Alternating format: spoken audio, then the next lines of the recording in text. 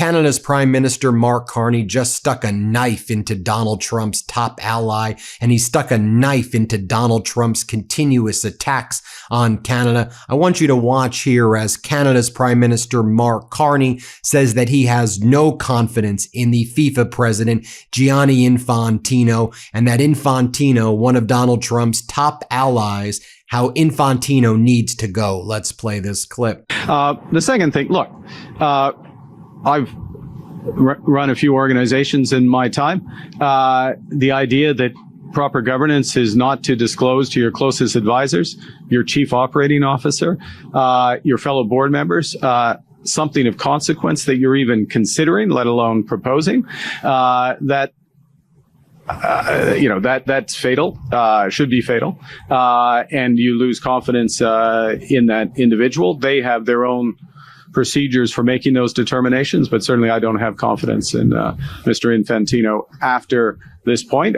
Given what transpired. Then Prime Minister Carney calls out Donald Trump for blaming the fact that his teleprompter occasionally breaks on deranged conspiracies. While Prime Minister Carney was giving a speech, the teleprompter stopped working. Watch what Carney says right here, mocking Donald Trump. Let's play this clip. I would like to inform you that the teleprompter has ceased to function. Unlike a certain world leader, I do not view this as a conspiracy. Then Prime Minister Carney, during this press conference, talks about how Canada stands strongly behind the International Criminal Court, the ICC. This as the Trump regime continues to attack the ICC and go after the leaders of the ICC. Carney says Canada stands firmly behind the ICC. Let's play this clip. Well, first, Canada is a proud member of the International Criminal Court. We support it with funding, we support it with personnel, we support it with our values, we support it with our actions, and we will continue to do so. It provides an essential service in a world that is more dangerous, more divided. In fact, in many respects, its responsibilities are ever greater. I think you can see the attachment to which the government places to these values and the rule of law and the importance of the rule of law in the appointments that we have been making. And the Canadian judge? And the judge will provide support as needed, and we work with our American colleagues on a variety of issues to work to achieve results. But our support for the ICC is unequivocal. Now, as Prime Minister Carney was holding that press conference earlier in the day on Wednesday, Donald Trump was giving a deranged speech in Las Vegas before a tiny crowd at the Red Rock Casino and Spa. And Donald Trump, while in Las Vegas, starts to attack Canada by calling Canada nasty. And he says they're very nasty. This as Donald Trump's attacks on Canada have been the cause of a Canadian boycott on American products, American services, and hospitality in America, which has had a crippling effect on Las Vegas. And here, Donald Trump invites more of the boycott by behaving in such a sick and deranged way towards Canada. Let's play this clip. By everybody, by Canada. Canada's nasty. They are. They're nasty. People think Canada, they're nasty. I love the people, but they're nasty. Nasty leadership. Back to Prime Minister Carney, an actual adult, an actual leader right here. He was asked how is he going to respond in 2 weeks because Trump is threatened in that 2 weeks he's going to impose 50% tariffs on hockey sticks and other goods from Canada. Prime Minister Carney says, we are not afraid. We're going to negotiate and try to do a good deal. And if there isn't one, we're not going to enter into a bad deal. Canada has gone elbows up. We are not afraid of Trump and the United States. Here, play this clip. We're now 2 weeks from President Trump's threatened 50% tariffs on Canadian goods. How likely is it that you'll be able to fend those tariffs off? We're in the middle of negotiations, and the Minister LeBlanc, Janice Charette, who's our chief negotiator, are in Washington, as Ambassador Wiseman, obviously there in a series of meetings related to this. I'm very involved in this as well, and we'll see. But I'll refer back to my previous answer in terms of the scope of what Canada wants to move forward on, which is across all strategic sectors, including the specific question from Ms. Stone, I think, was about autos as well, and that very much at the core of what we're talking about.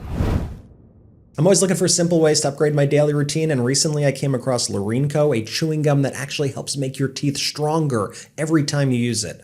Lorenco is better for you chewing gum that uses the same mineral your teeth are made of to support daily enamel health. It uses nanohydroxyapatite, the same mineral your enamel is actually made of, to strengthen your enamel and repair damage. It comes in a bunch of great flavors like mint, cinnamon, bubblegum, and berry, and they also make a really great fluoride-free toothpaste. Lorenco sent me the gum, and I am a big fan. The flavors taste great, the flavor lasts, and I like chewing a piece after coffee or after meals. It leaves my mouth feeling fresh, and it feels good knowing I'm doing something to help keep my teeth strong and healthy every time I chew it. It's a totally effortless way to make sure you're taking the best care of your teeth possible. Right now, Lorenco is offering our listeners up to 50% off at buylorene.com/Meidas. That's buylorene, LARINE.com/Meidas, MEIDAS, for up to 50% off. Prime Minister Carney then pays tribute to everyone who helped make the World Cup a success in Toronto. Let's play it. I want to take the opportunity to pay tribute to the mayor, pay tribute to the premier, pay tribute to the first responders, all the volunteers who made the World Cup here such a success. It was absolute knockout success in Toronto.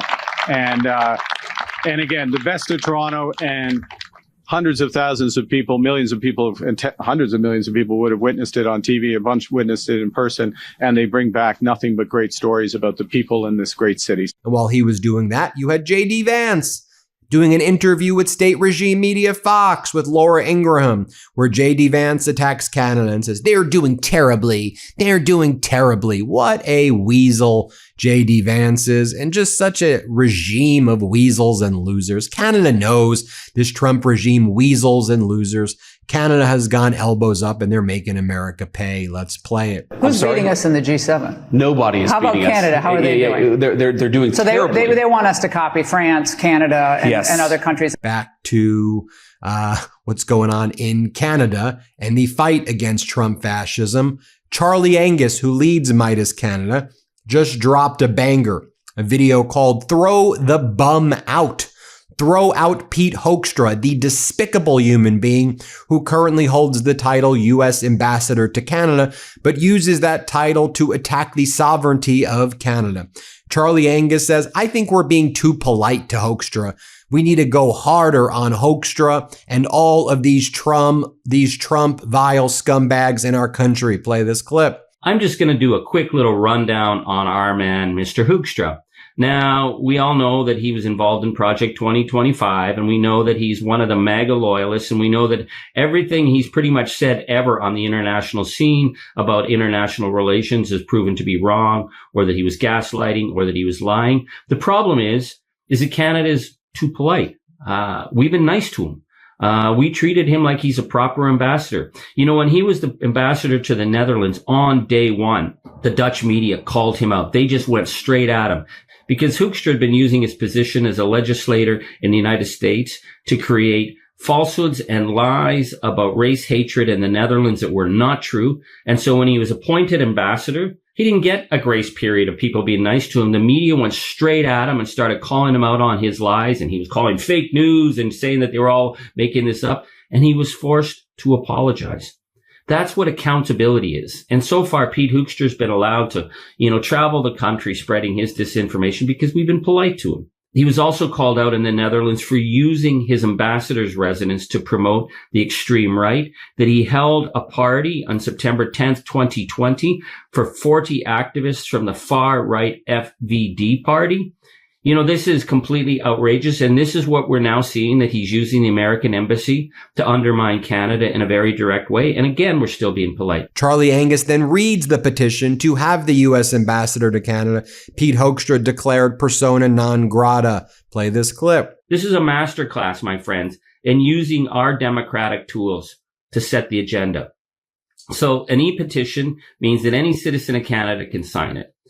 It is open now until November 18th. So we have a good long run to build as many signatures as possible. So I'm not just asking you to sign. I'm asking you to get your family to sign. I'm asking you to get your workmates to sign. I'm asking you to get anyone you know to sign this petition. So it begins with an opening statement, which I'm going to read because I think it is so powerful. U.S. Ambassador Pete Hoekstra has repeatedly made public statements undermining the Canada-U.S. diplomatic relations, including characterizing the 2025 Canadian federal election as anti-American. Yeah, this is a parliamentary petition. Ambassador Hoekstra has normalized the Trump administration's threats to annex Canada as the 51st state, describing such rhetoric as, quote, a term of endearment. Ambassador Hoekstra has accused Canada of interfering in U.S. domestic politics, while he himself has made repeated interventions in Canadian political discourse inconsistent with diplomatic protocol. Ambassador Hoekstra has been linked to a Michigan-based voter identification app used by the Alberta separatist Centurion Project while claiming no knowledge of its use, and the Alberta Prosperity Project met with the U.S. State Department officials 3 times between April 2025 and January 2026, with Hoekstra claiming no knowledge of these meetings, raising serious questions about U.S. diplomatic interference in Canadian unity. So this preamble has to be approved by the House of Commons, and the House of Commons has legislative lawyers. They have to make sure that all of this is accurate. So the fact that they've allowed this to go forward shows that Parliament and the legislative branch understands the threat. So what are we asking for?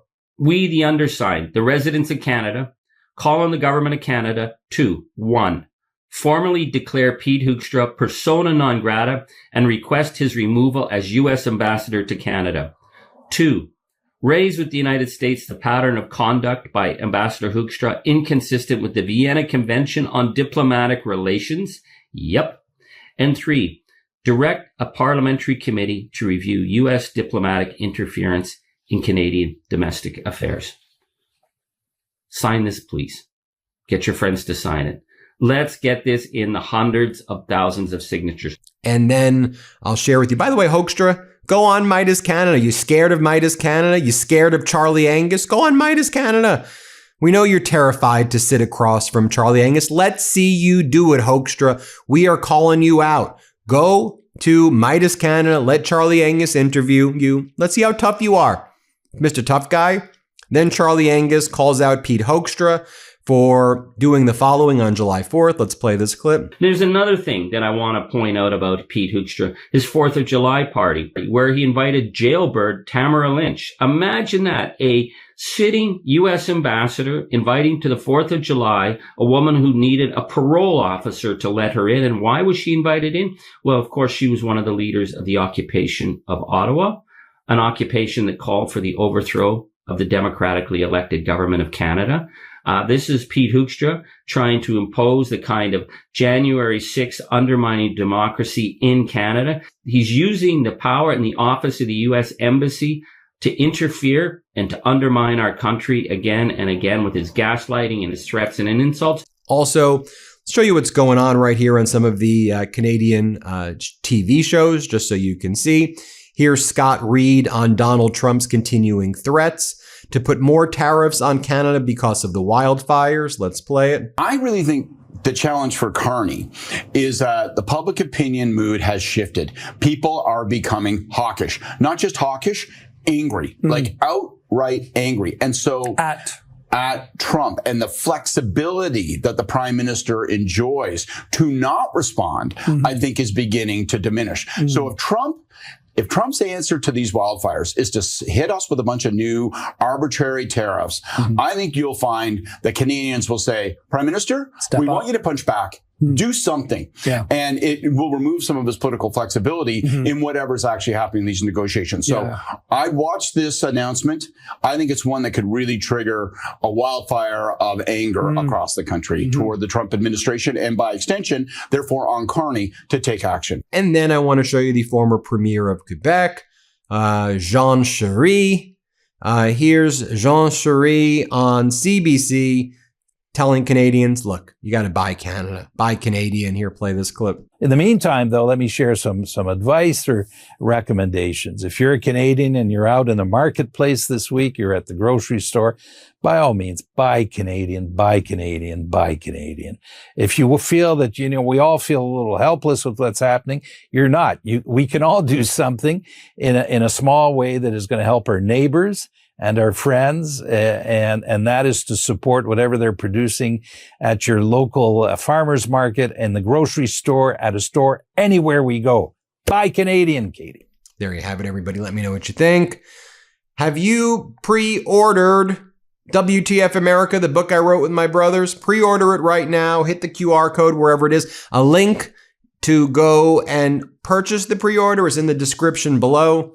Spend a lot of time working on it. WTF America, it's called. Thanks for watching, everybody. Shout out Maple Meidas. Shout out Meidas Mighty. Shout out everybody. Breaking news right now. My brothers and I wrote a book. It's called WTF America. And well, doesn't that just say it all? It comes out officially this October, but you can pre-order your copy today. Just scan the QR code or click the link in the description below.